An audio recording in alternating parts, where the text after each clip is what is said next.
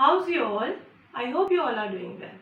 So today we will start our class of SST, and in this we will start with our chapter number 1.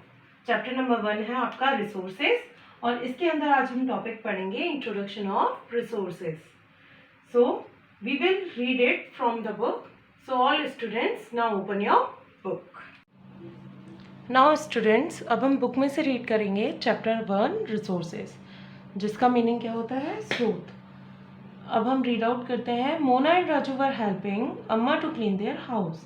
Look at all these things: clothes, utensils, food grains, comb, this bottle of honey, books. Each of these has use, said Mona. तो मोना और राजू क्या करते थे? अब help कर रहे थे अपनी मदर की हाउस को क्लीन करने में. और फिर उन्होंने क्या देखा? उन्होंने clothes, utensils, food grain, com और हनी की बॉटल और बुक्स, ये सारी चीज़ें देखकर मोना ने कहा, ये सब काम की होती हैं? तो इस पर अम्मा ने रिप्लाई किया, that is why they are important. ये बहुत इम्पोर्टेंट होती हैं, बहुत ज़रूरी होती हैं. So these are resources. इसलिए ये क्या है? रिसोर्सेज हैं. अब इस पर राजू ने क्वेश्चन किया, what is a resource? Resource क्या होते हैं अम्मा? तो अम्मा ने रिप्लाई किया, anything that can be use to satisfy is a need. Satisfy a need is a resource. यानी कि वो सारी चीज़ें जो हमारी ज़रूरतों को पूरा करे, हमारी ज़रूरतों को शांत करे, संतुष्ट करे, उन्हें हम क्या बोलते हैं? Resources. Look around you and observe. You will be able to identify many types of resources. The water you drink when you are thirsty, the electricity you use in your house, the rickshaw you use to get home from school, the textbook you use to study are all resources. तो इस पर अम्मा ने reply करके कहा कि आप अपने चारों तरफ देखो और ऑब्जर्व करो कि तुम्हारे आसपास जो भी चीज़ें हैं वो क्या है? सारी रिसोर्सेज हैं. जैसे कि जब तुम्हें प्यास लगती है तो तुम क्या पीते हो? पानी. घर में किसका यूज़ आता है? इलेक्ट्रिसिटी का. अगर तुम्हें स्कूल जाना है घर से तो किसका यूज़ करोगे तुम? रिक्शे का. और इसके अलावा आप जो पढ़ने के लिए जो किताबें, टेक्स्ट बुक आप यूज़ में लेते हो, ये सारी क्या है? रिसोर्सेज हैं. क्योंकि ये कहीं ना कहीं हमारी कुछ ना कुछ, कोई भी जो हमारी ज़रूरतें हैं उन्हें पूरी कर रही है. Your father has prepared a tasty snack for you. The fresh vegetable he has used are also a resource. और जब तुम्हारे पिता कुछ भी टेस्टी स्नैक बनाते हैं तो उसमें फ्रेश वेजिटेबल्स का यूज़ आता है. तो वो जो वेजिटेबल्स उसमें डाली जा रही हैं जिससे कि वो टेस्टी स्नैक बन सके, वो क्या हो गया? आपका रिसोर्स. अब एक बार इधर देखिए लेट्स डू को. इसके अंदर बोला गया है, list out 5 resources you use in your home and 5 you use in your classroom. तो आपको ऐसे 5 रिसोर्सेज बताने जो आपके घर में यूज़ में आते हैं और ऐसे 5 रिसोर्सेज जो आपके क्लासरूम में यूज़ में आते हैं. ये आपको अपनी नोटबुक के अंदर एक लिस्ट बनानी है. 5 रिसोर्सेज जो होम में यूज़ आने वाले हैं एंड 5 रिसोर्सेज जो क्लासरूम में यूज़ आएंगे. इनको आपको होमवर्क में करना है. Now come to the next paragraph. Water, electricity, rickshaw, vegetable and textbook have something in common.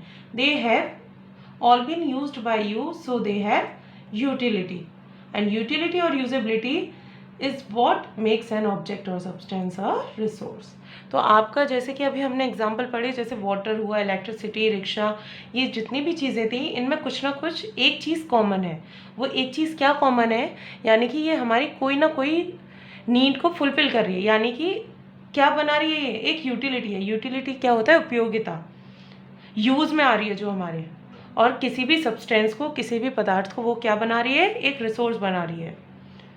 जैसे कि हमें जब प्यास लगी तो हमने क्या करा? उस वाटर को कंज्यूम करा. तो वो वाटर एक सब्सटेंस, एक पदार्थ ना होके क्या बन गया? हमारा रिसोर्स बन गया. क्योंकि हमें उस टाइम बहुत प्यास लगी थी तो उसने हमारी प्यास को बुझाया. Now come to the next paragraph. How does something become a resource? Raju now wanted to know. अब राजू ने ये क्वेश्चन किया अपनी मदर से कि कोई भी चीज़ रिसोर्स कैसे बन जाती है. देन अम्मा told the children that things become resource only when they have a value. तो अम्मा ने उनको बताया कि कोई भी रिसोर्स, कोई भी चीज़ रिसोर्स तब बनती है जब उसकी कोई ना कोई कीमत हो. इट्स यूज़ और utility gives it's a value. और ये वैल्यू कब बनती है? जब वो किसी यूज़ में आए या उसकी कोई यूटिलिटी हो, और हर एक रिसोर्स की कोई ना कोई वैल्यू ज़रूर होती है। ये सारे आंसर उसकी मदर ने उसको दिए। नाउ वैल्यू के बारे में पढ़ते हैं। अब वैल्यू क्या है? Value means worth. वर्थ यानी कीमत। फॉर एग्जाम्पल, आप किसी शॉप पर गए, शॉप से आपने कुछ सामान खरीदा, तो उसके बदले में आपको क्या देना पड़ेगा? उसे कुछ मनी देनी पड़ेगी। तो वो जो मनी है वो क्या हो गई? उस पर्टिकुलर थिंग की क्या हो गई? वो एक वैल्यू हो गई, एक कीमत हो गई आप जो दे रहे हैं। इसी तरीके से हर एक चीज़ की कोई ना कोई इकोनॉमिक वैल्यू होती है या फिर किसी चीज़ की नहीं भी होती है। इकोनॉमिक वैल्यू का मतलब है जिन्हें हम मनी की टर्म्स में, जिसे हम मनी में काउंट कर सकें, वो हो गई आपकी economic value. For example, metals में हैव एन इकोनॉमिक वैल्यू। अब जैसे कि आपके मेटल्स हैं, गोल्ड हुआ, सिल्वर हुआ, ये सारी चीज़ें क्या हैं? इन सब की क्या है? कोई ना कोई वैल्यू है, यानी कि इनकी कीमत है। और जैसे कि अगर हम बात करें ब्यूटीफुल लैंडस्केप, एक आपका सुंदर सा कोई लैंडस्केप, कोई मैदान है, कोई गार्डन है, उसकी कोई इकोनॉमिक वैल्यू नहीं होगी, वो because it is for public use. लेकिन उसकी जो ब्यूटी है वो आपको क्या करेगी? अट्रैक्ट करती है। इसके अलावा वो हमारे एनवायरनमेंट को और एनरिच करती है, तो उसकी भी कहीं ना कहीं वैल्यू है। So but both are important, लेकिन दोनों ही ज़रूरी है एंड सेटिस्फाई ह्यूमन नीड्स, और ये हमारी आवश्यकताओं को पूरा कर रही हैं, तो इसलिए ये रिसोर्सेज हैं। Now next paragraph is some resources can become economically valuable with time. Your grandmother home remedies have no commercial value today, but if they are patented and sold by a medical firm tomorrow, they could become economically valuable। यानी कि कुछ resources समय के साथ क्या होते हैं? Economically valuable, यानी कि समय के साथ उनकी क्या बन जाती है?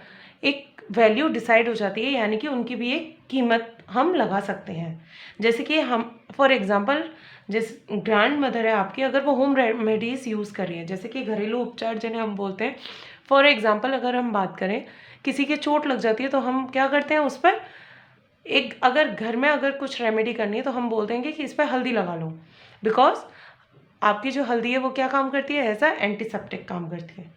तो इसी चीज़ को अगर